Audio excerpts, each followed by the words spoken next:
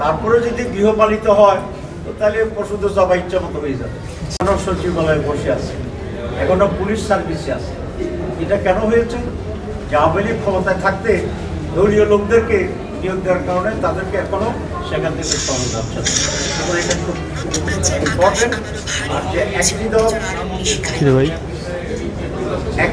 একটি দল যারটা বলেছেন সেটা হবে নিচে, তারা একটু পরে এসে ব্রিফিং করবে বাংলাদেশ ন্যাশনালিস্ট পার্টি।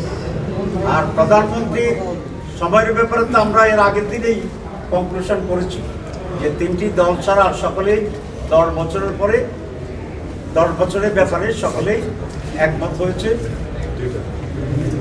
2 টার্ম নয়, ম্যাক্সিমাম 10 বছর in the whole life time.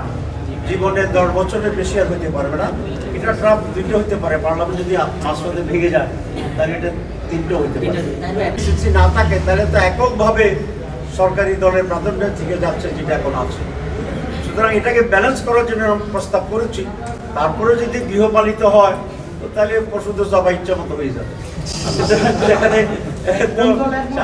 আমরা সেই সিচুয়েশনের জন্য আমরা আশা করি আর আসবে না, এবং সেই জন্যই তো এত সব পরিবর্তন, এত সব আলোচনা ব্যালেন্স করা এবং স্ট্রাকচারালি আমরা একটা safe governance, politics and a balance of পাওয়ারের ফিউচার বাংলাদেশ করার জন্যই এখানে আলোচনা করছি।